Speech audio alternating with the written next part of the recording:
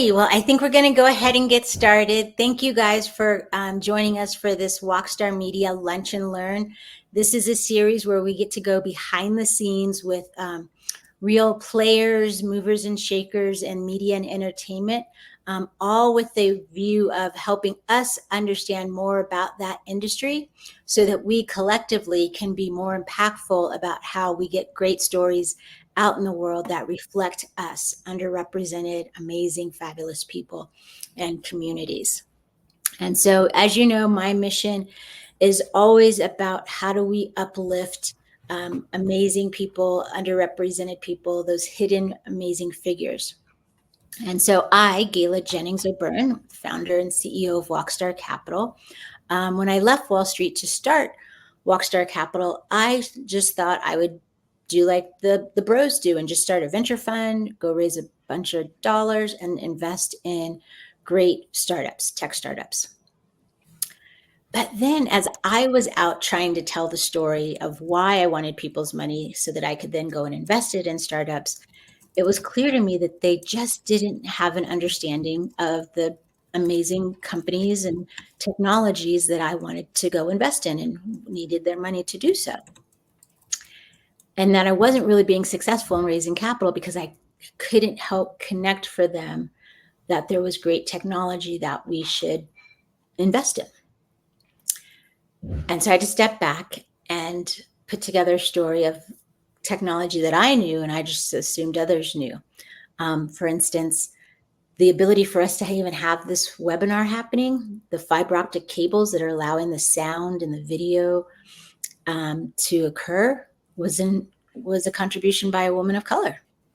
CCTV camera, Black woman in Queens, LASIK eye surgery. One here really relevant, and you guys have probably heard me say it again, but I'm going to keep telling these folklore. The button on the back of the congressional seats is there a little light and a bell, and it lets you know who's speaking, which senator, which congressman has the floor. That button, the Black woman that had that first patent, that technology has morphed into the button on the airplanes that you press to get the flight attendants' attention.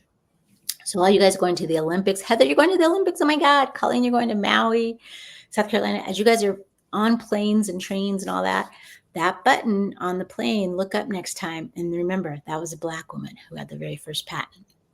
So I had to start storytelling. And guess what? It changed the trajectory of Wocstar Capital and the millions that I was able to raise that I can now invest in startups. So I thought I was going to just start a venture fund and just look at companies all day and write checks. But as we do, our community, we have to go and address issues as we see them. And so that was really the formation of Wocstar Media and the need that we have to support powerful, great storytelling. And we have to have diverse voices telling those stories. And so I was thrilled when we got to a place that we could properly launch Wocstar Media and bring on someone who has a vast, and you'll hear more about it, a vast and deep career in media to join us and lead Wocstar Media. And so that person, you guys know, is Victoria Bert. And so today I want to do a couple of things. I want us to learn about her journey because it's still not, we're not in the majority in this industry. So I want us to hear about her journey. I want to hear and have her share with us some of the highs and lows of her career. And then I want to go behind the scenes and talk about the news industry and the business of media.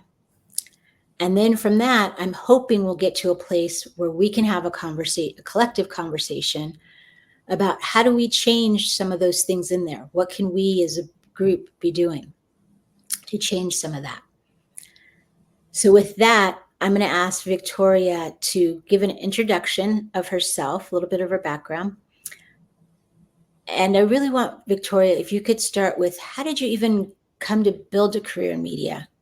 Because you and I are a generation where we would get jobs as teachers.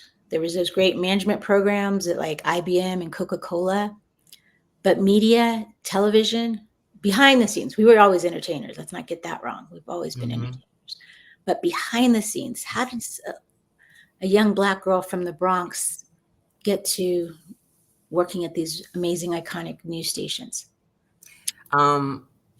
Well, first of all, thank you. And thank you for seeing me. When we first met, you really saw me and knew, where my passions lied as far as representation, and that we need to grab a hold of the stories that are told about us and sort of like really have ownership. And so joining Wocstar Media was literally, I have what's called a God box in my house, and I write down little prayers so that I don't obsess about them, right? And in there, I wrote a job where I get to tell stories that I think matter. I swear. And I didn't remember that until maybe, a few months after I started, because I cleaned it out to see, oh, wow, this happened and this happened and this happened.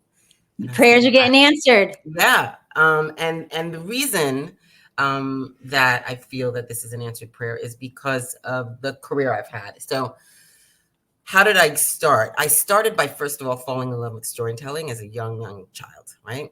And, I'm old, so I used to listen to records in my, in my little room and have them told to me. And as soon as I could see movies, I started seeing movies. As soon as I started, watching television shows, I fell in love with it. But I never saw myself, I mean, there were shows that featured people of color, but they didn't look like me. They didn't sound like me. They didn't live the sort of middle-class life that I was living. Pretty uneventful. Fat Albert on Saturday. No, I mean, it was funny.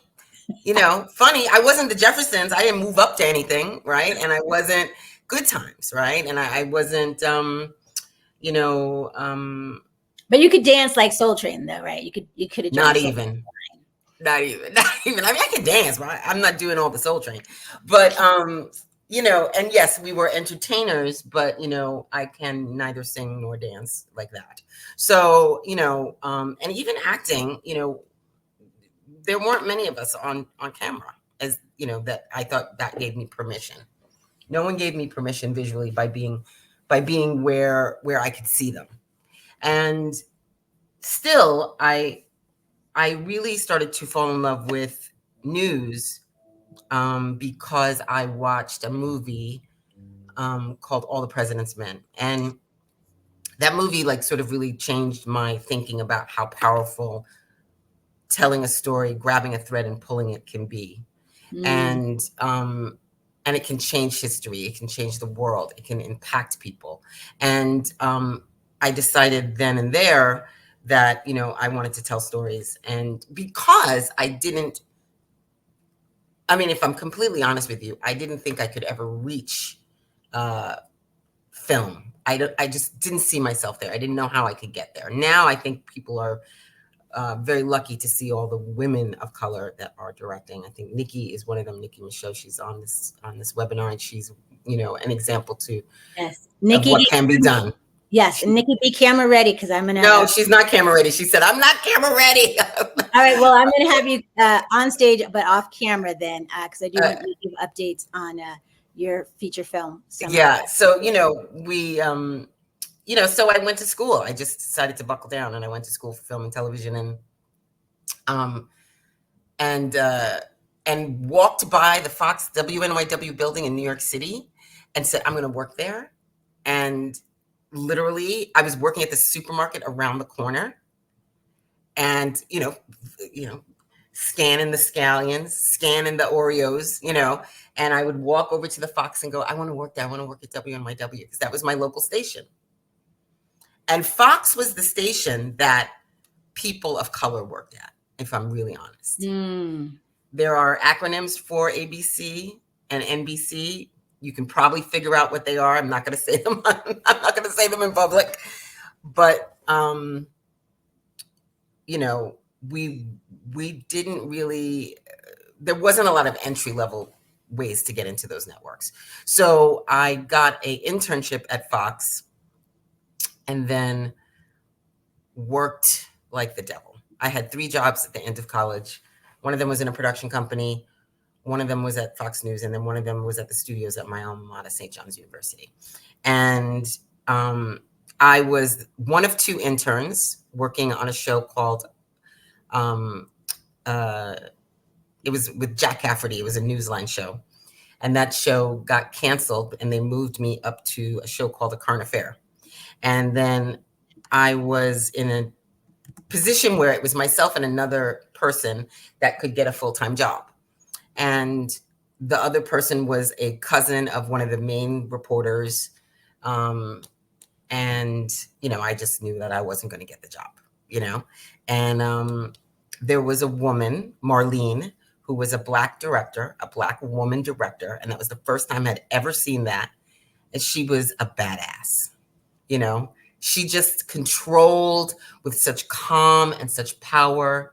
And the day I didn't get the job, right? And the day I was leaving, I went up to her and I said, I just want to thank you so much, because she would let me edit things. I mean, this was before linear editing. So this was like in an edit booth with an editor, but she would let me edit the opens, and she did all these things for me. And I went to say goodbye and I went to say thank you. She said, what do you mean thank you? Where are you going? And I said, well, this other person got the job. And she said, no. And she marched into the executive producer's office. This was the director of the show, so she had a lot of power. And she said whatever she said. And then I got a PA job.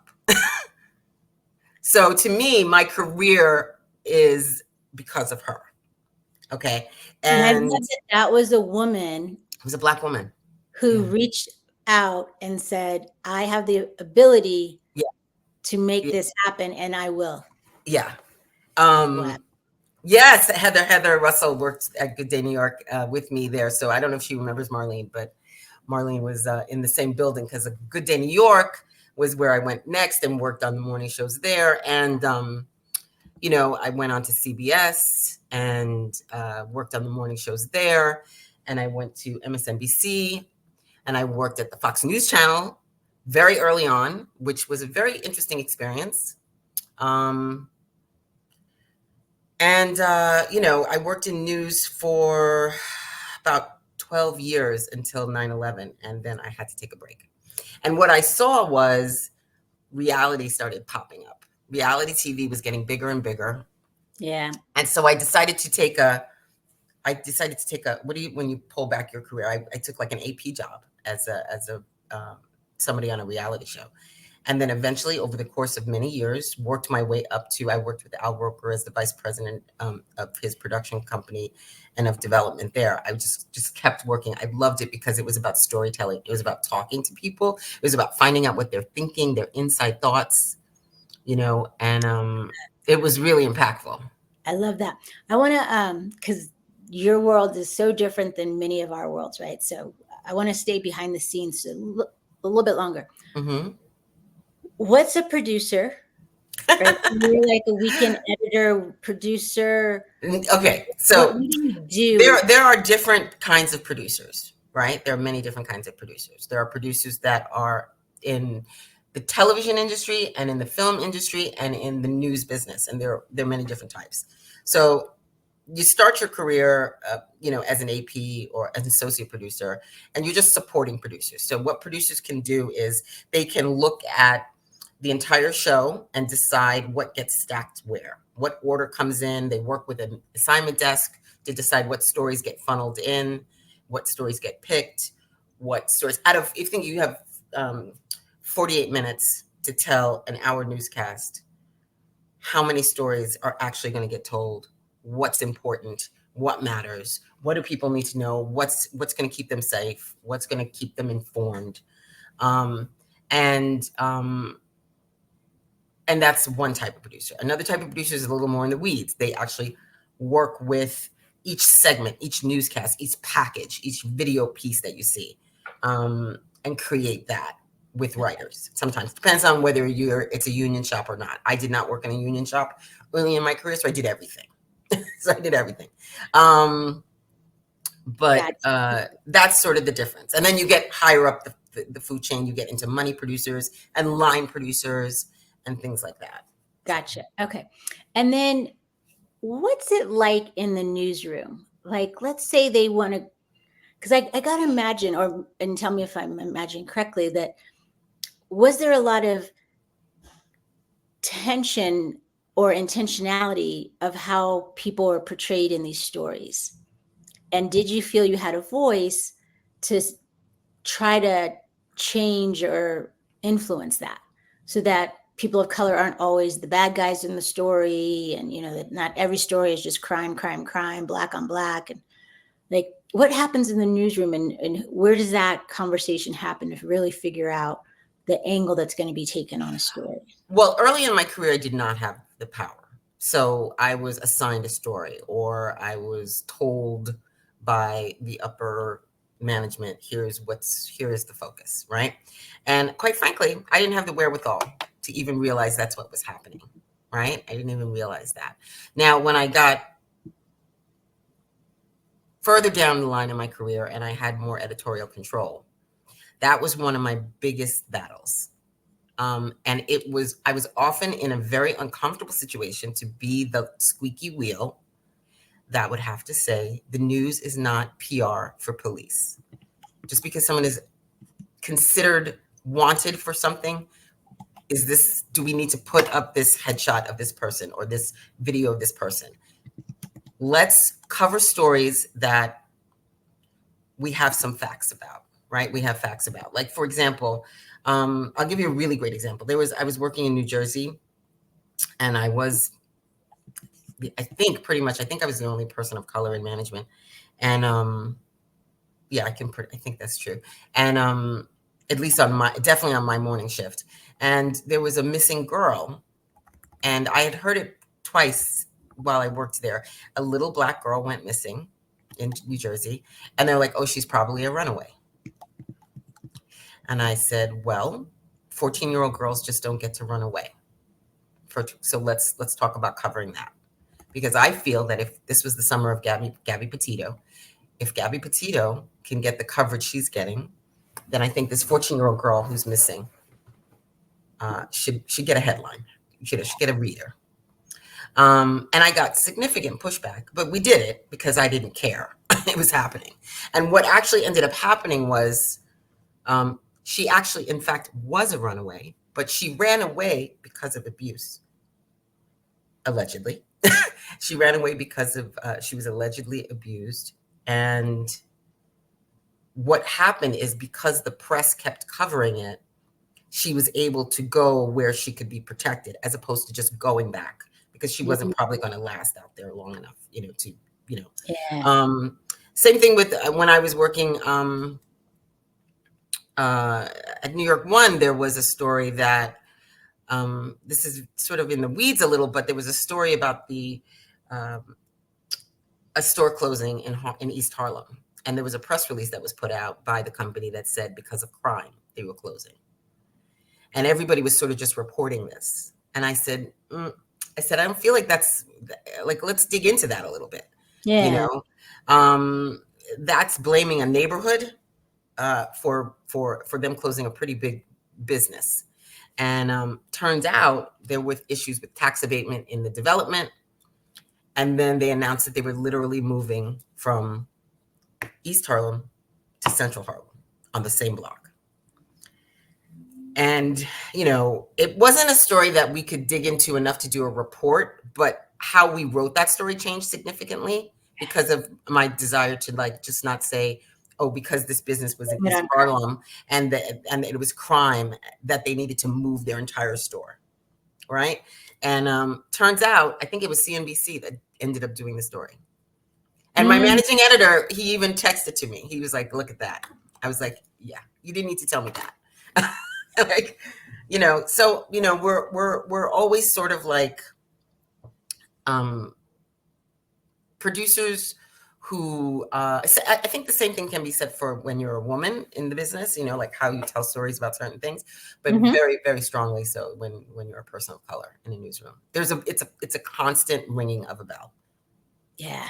Yeah. And it's got to be exhausting. So I'm glad that you're going to Bermuda, you said, and having a little R&R. Yeah. And it's even, I was intentional about wanting to build a corporate culture for Wocstar where we have 2 weeks off. So I don't know if everyone knows this, but we have instituted closing our offices for the last 2 weeks of August, and for the team to get off their computers, get off their mobile devices, and really use it as a restorative time, because this work is exhausting. And it's those micro moments of those micro intentionalities, right? Those micro moments of where you have to continue to add your voice, you have to continue to educate others, you have to advocate, right? They get exhausting, and they're micro. Mm. It's not always the big fights. It's these little things each day, these small conversations. So thank you for sharing that. That's really enlightening, those examples. And you can really feel the difference when you work someplace that's not like that. And I can tell you specifically, I left, I don't even remember what job I was working at, but I went to work for the Tamron Hall show. Okay. And Candy Carter is the EP, and she came. I remember when I was doing the interview, she popped on screen, and here was this beautiful Black woman. And I was like, just, overjoyed. And then when I got the job and we had our first all hands meeting, and she was like, look at the zoom out. And you saw just this diverse team of, I can't even tell you how many people, and led, by this woman of color. There were other EPs and, but like this, top tier person with such command, and, and of course, Tamron Hall as the host. So it was just very powerful, and it just felt different. So when you pitch a story and you want to have diversity, you don't have to explain why it's important. Yeah. And that's the same thing we have here. I don't have to explain why diversity matters, and appropriate representation, and not relying on old stereotypes to tell stories. Yeah, exactly. Hey, audience, any questions for Victoria in this segment of what she did? Anything you want to know about her background? Any juicy, I don't know, Al Roker stories? Anyone have any questions? Oh, he's wonderful. No, juicy is a good word. It could be like a fun story. But any questions anyone has, we can either put you on stage and you can ask it, or you can put it in the chat.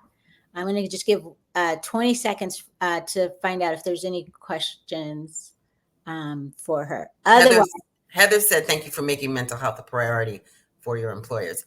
Yes, Heather. Yes. Heather and I have known each other. We worked at Good Day New York together. And hi, Steve. And we got a Roker reunion going on here. Oh, and a Tamron reunion too. Awesome. Awesome. And Joan asked me why I moved from Tamron to Wocstar. So I moved from Tamron. Actually, I went to News 12. Joan, why wouldn't you? No. First of all, they work in seasons. So after the season that I worked on ended, I was scheduled to come back. And my mother's in her 90s, lost her ability to walk. And I had to sell her house and get her into assisted living.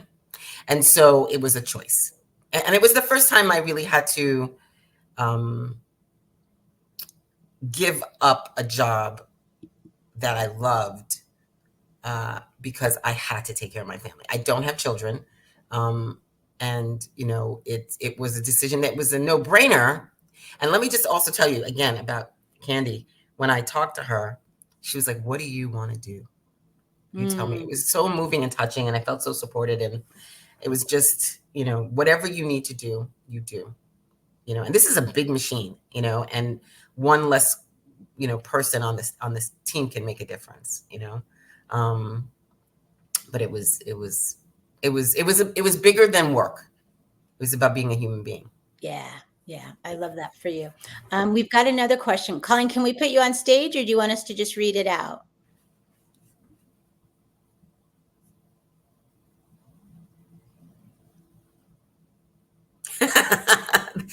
Well, she asked me, Victoria, what has been your favorite person to interview or story that you worked on? Wow, that's a great question. Okay, so my favorite person to interview. That's a two-part answer. Oh, and she said she can be on stage. You want to come on? Okay, yeah. Let me do that. Yeah. So, Colleen, tell us a little bit more about your question. What do you want to hear from the stories or that person? Okay, I just invited you. It might take a second. Mary Harris is in the chat. She said, "I appreciate your love of art." Mary Harris is a artist that we're working with to design some really beautiful merchandise. So we have merchandise, right? We created. Look at me. I'm ready with my props. We created it. We created this merchandise, like all this beautiful merchandise that I'm totally dropping the bag on about. We'll go to the website. We'll drop the website. Yeah. We'll drop the website. We've got more coming. Sam is in the. Sam, you can drop the website in the chat for everybody. Hey, Colleen. Hello. Hi everyone. Nice to meet you guys. I just wanted to, Victoria, you've had such an amazing storied career, and I've always wanted to know, like, who was the best person you interviewed, or your favorite? I shouldn't say best, or your favorite, and you can answer both, or the favorite story that you worked on, because you've done and had so much impact in this world. So my favorite person I ever interviewed was Patti LaBelle. I did a pre-interview with her for Tamron, actually, and I had to hold it together because I love Patti LaBelle. You know what I mean? Yes. And she's such a mama. Like, she's such a, you know, and I was I can actually give you two. So, like, the first person, I always say yes because you never know what it's going to get you. I was an intern, and they said, "Do you want to go in the car and pick up this guest that we're having on this show?" And I was like, "Yes." So I get in the little car, and I drive up to the Dakota in New York City, which is like the Rosemary's Baby apartment building. If anybody, it's this beautiful, huge. John Lennon lives there. I mean, like, lived there. And Roberta Flack gets in the car. Wow. I'm dying. Wow. I died. Whoa. And I was like, "Hello, Miss Flack," you know, and we just talked, you know, on the way. I was so overwhelmed with meeting this icon to me, you know. And then Patti LaBelle was somebody that we were just talking about food and cooking, and she's amazing. I could see that one being a great interview. Like, I have this like dream that, like, I get invited and I'm just like sitting in her kitchen, like you do at your grandmother's. She's just like, baby, and telling me stories. Yeah, amazing. You know, I was somebody who liked stories about people and like crime, because I'm two things to know about me. I'm a justice girl. I want justice. I want people to be held accountable for things. Yeah. And so I would chase down criminals, you know. And so I did a story about a man who hired people to unalive his wife and chased him down. And that was one. And when I finally spoke to him, you know, it was powerful. Wow. Yeah. Wow. That's amazing. Yeah. So those stories are impactful. Yeah. And they're important, right? Thank you, Colleen. Great question. Anyone else before I switch gears? I'm going to try to kick you from studio. It sounds so violent. I will leave. Goodbye. Thank you. No, you're just going in the audience, not leaving the show. All righty. I want to switch gears now. Yeah. Because we talk a lot about the divisiveness taking place in our country, right? We've seen it the last few days. And we talk about that media plays a role in that. And so I want to know, what's your opinion? Does media play a role? Yes. Nikki, you can go to our website. It's under shop. You can buy a bag. Yeah, we put it in the comments. Yeah. Okay, good. Look, and maybe let me start you here. So the answer is yes, media does play a role. Now let me pull it back a little bit. When did news move from being reporting of the day's events to this opinion-based? I mean, I remember the days, you know, Geraldo and, you know, not Phil Donahue, right? But, talk shows. Yeah, more. What his name? You know, more like the yelling and stuff. But seriously, when did it move from being, you know, reporting the day's events to? Well, I mean, there's a line, right? When you're what are the facts? What's the information you're giving out? And that was pretty standard for the most part, even when I joined working in news, right? And I think the shift started as the 24-hour news cycle came into play, right? And now all of a sudden, that's a lot of information that you've got to give out for a lot of time, right? So it becomes more of, let's take the model of the op-ed, right? It Mm. also takes away a news station's legal, any legal issues if it's just the anchor's opinion. Here's my opinion. Here's my hot take. Here's my 2 cents, whatever. And it used to usually be at the end of at the end of a broadcast, they would sometimes do that. But then I think when 24-hour channels came around, they really leaned into, let's do, a half-hour show. Bill O'Reilly, let's do a half-hour show with him just spouting off his ideas. Yes, he would give some facts about certain things, but then it would become, just their opinion about things. And while everybody has an opinion, everybody's opinion isn't news, right? So, and that's it's also when you start working in news, currently, like I was working at New York One and Pix before this, and you just have to remind people that just because you think it doesn't make it facts, that is not fact, right? And so it really switched over when they also saw that model really working.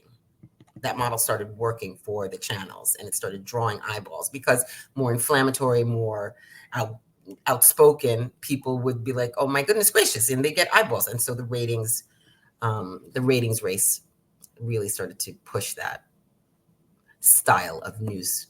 But it's not news. It's not. Yeah. It's information.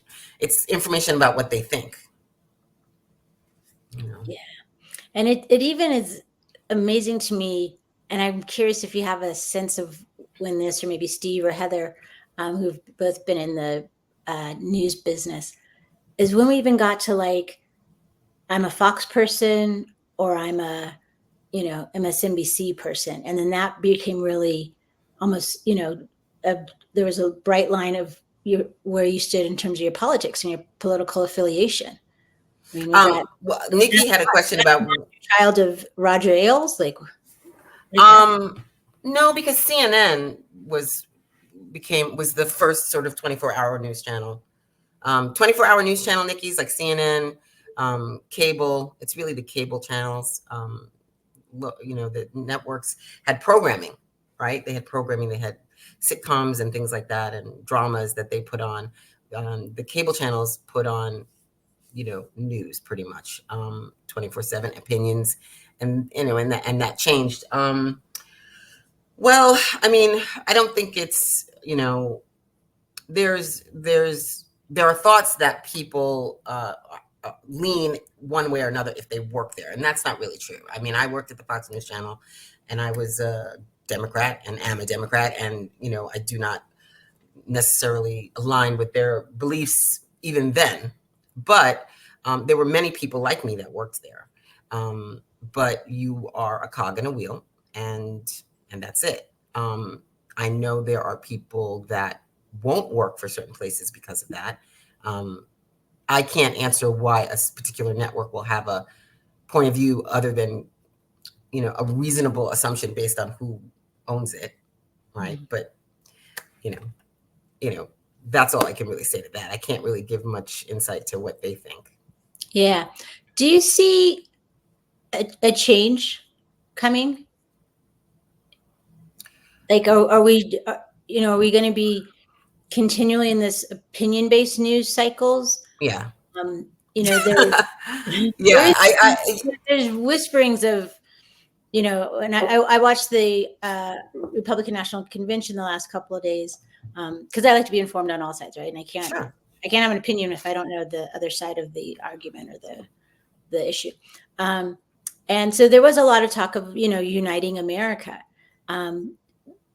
Do you think that will sell papers and get eyeballs? Is that going to carry the day in news? And could that spark the change of how we as a country talk to one another and what gets No, I think really not. I think that and I'm being very emphatic about this, but I feel like we are in fact. Steve says no too. Yeah, right. Steve, we'll put you on stage in a minute because I feel like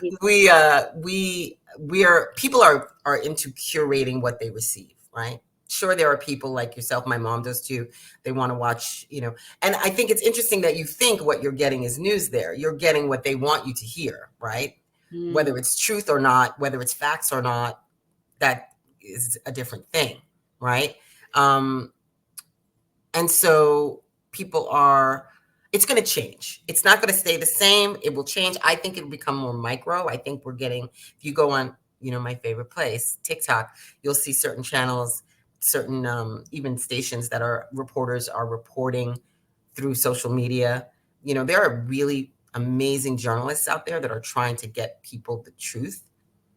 I don't think that will ever go away. I think there are people that have a calling to do that for a living. It's how it's going to be delivered that's going to change. I think the 6 o'clock, 11 o'clock, 10 o'clock news is gone. And I think that we're seeing a very strong, like, I'm going to only watch Fox News Channel. I'm only going to watch MSNBC. Does anybody still watch CNN? I don't know. Or whatever you watch. But even that, that's it's on your app. It's on your computer. It's on your desktop. It's on your phone. And the business has to adjust. And actually, that was what I kept saying in my last position. I was like, we have to adjust, or we're not going to reach people. That's right. Heather or Steve, would you like to come on stage and opine on this and share? I'd love this. Heather, you said something about O.J. Simpson. I'd love for you to. Oh my gosh, yes, I remember that. Yeah, I'd love if you want to come on and tell us a little bit more about your thinking there. Up to Heather. I don't know if she's camera ready. Yeah, Heather, let us know in the chat. I'll invite you, and if you want to come, you can come. If not, likewise with Steve, if he wants to come in. Okay. It's interesting as you're doing the invite to see if they want to come on. Oh yeah, Steve said sure. Okay. It's interesting what you said about choice and how we have so many options for how and where and when we get the news. Because even after the debate, the presidential debate, I made the conscious choice to go watch Fox. I said, I want to start with a viewpoint that's probably different, or, a channel that doesn't necessarily represent me and my views. And so I said, I'm going to start there because I want to see how they characterize who won. It's always like, who won the debate? But that was a choice, right? And so I was that even a surprise though, what they would say? Well, what they had to say was who they said won the debate was not off. Yeah. And why? Yeah. But I think what's interesting about that, and I don't want to get into a political thing, but I think that when you look at the news, right, what I'm interested in is not, was this person just, what I'm interested in is not just, was this person scattered or not present, but okay, Steve can't go on without changing to Chrome. No worries. It's also about facts. And so to me, I'm about what either candidate said. Were they factual? That's what I want to know. And I know that's not what I'm getting. Yeah. What I'm getting is commentary and that's unfortunate. Yeah. An informed society votes with intelligence. And that's we're being it's tomfoolery. That's right. Switching gears again, because we're coming up on the 42nd minute here. No worries, Heather. That's okay. So switching gears, I want to have you help us, the audience, the Wocstar Media community, understand your vision for Wocstar Media. What do you want to see, and how do we help with that? Yeah, I mean, I think the most important thing is in every way that we work, in every step that we take, we are helping to spotlight diverse, inclusive stories, diverse artists that don't normally get the spotlight, artists that don't normally get the attention, right? I listen to a lot of podcasts about films and television and movies, and it astonishes me the number of times I'll hear writers or directors or producers that are not of color talk about, their struggle to get something made that took 6 months, and, I was just listening to one today, and I was like, they really don't understand what it's like when they walk into a room and the presumption is they walk into the room and the presumption is it can get done, right? they can direct it, they can write it, they can produce it. The presumption I think I've experienced, I should say, is more of a head tilt. They may not say it, but it's more of a head tilt. And then when you do it, when it happens, it's a happy surprise. And I want to walk in the room and it not be a surprise. I want it to be, I want us to give as many examples of artists and creatives getting it done. And so it's no longer surprising. You know what I mean? It's no longer, shocking that Wakanda did well. It's no longer shocking that One Love blew up over the weekend when it was released. I was like, well, I don't know why you were surprised by this. This is a Bob Marley movie. Yes. We are one of the top consumers of media. We show up. We want more diversity.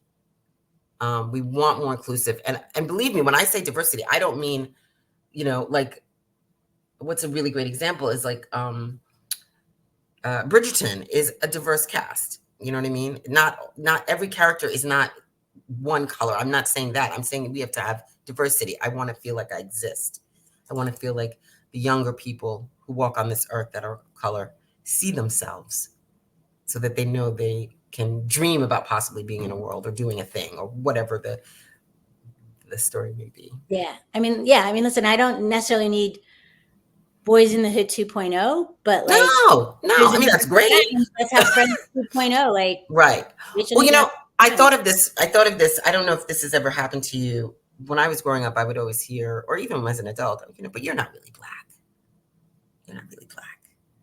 And I'm like, no, I'm black, And I really thought about that last night because I thought, why did they think that?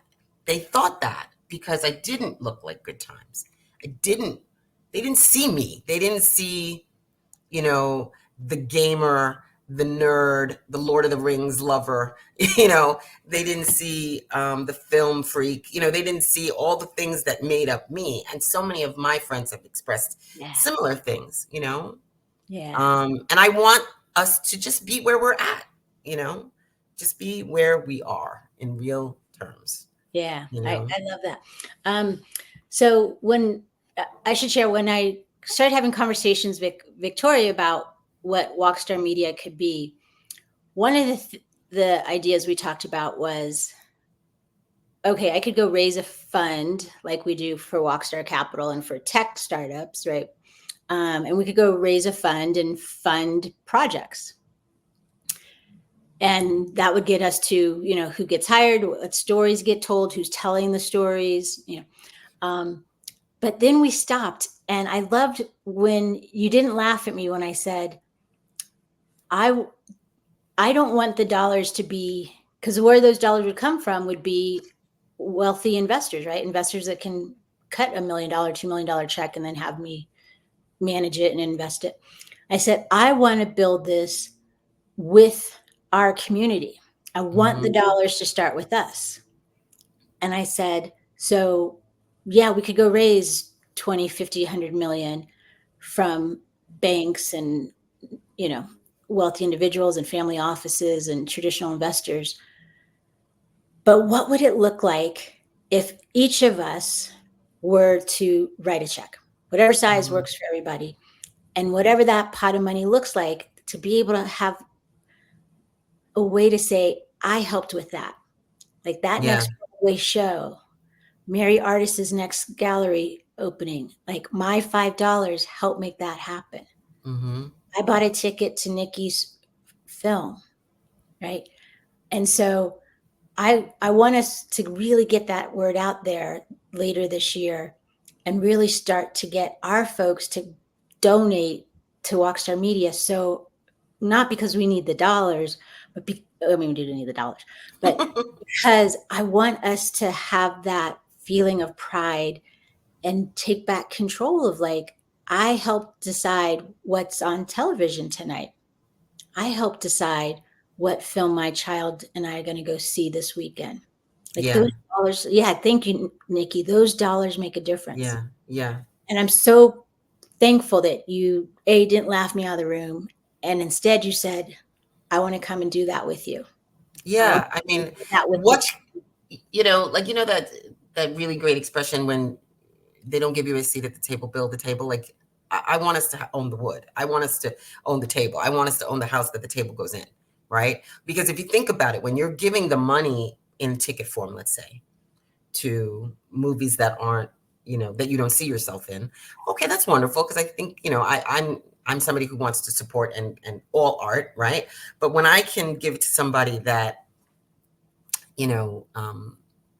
inspires me, right? So it's an exchange of enthusiasm to me. It's an exchange of passion. I see you. I want to support you. I want to help you continue to make the art. So I think it's very intentional, right? Where we put our money.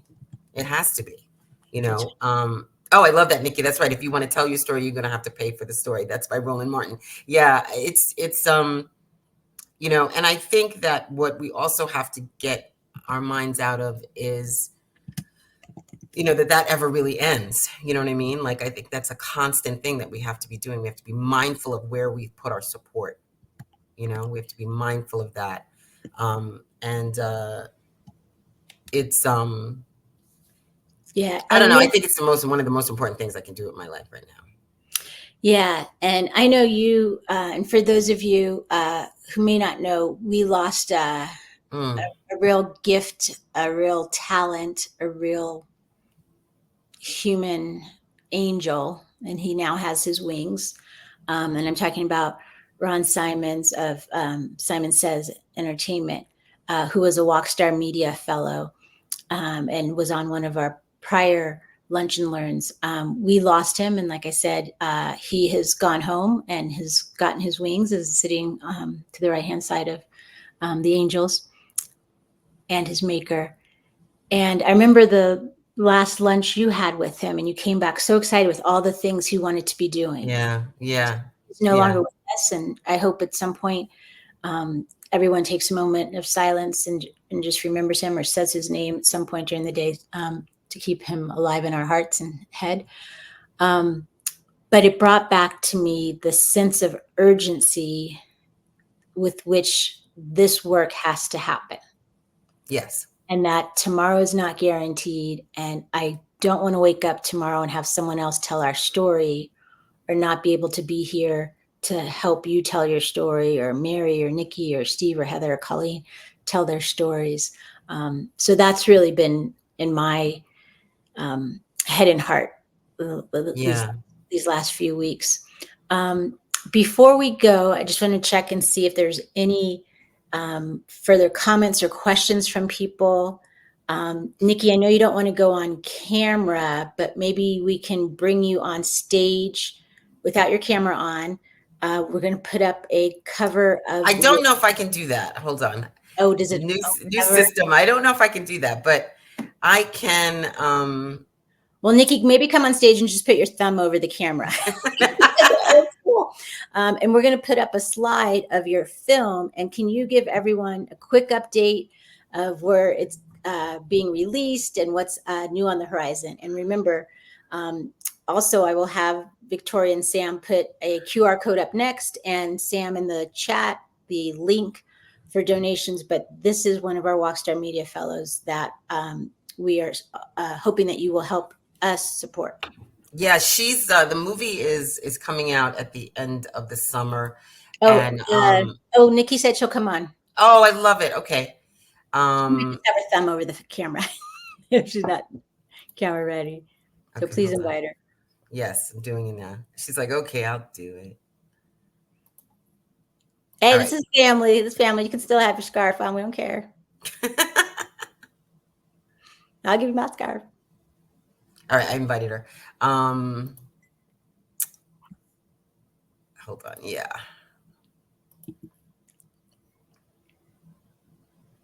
Yeah. She's gonna come if I can. Here she is. Okay. Hear me now? I can hear you.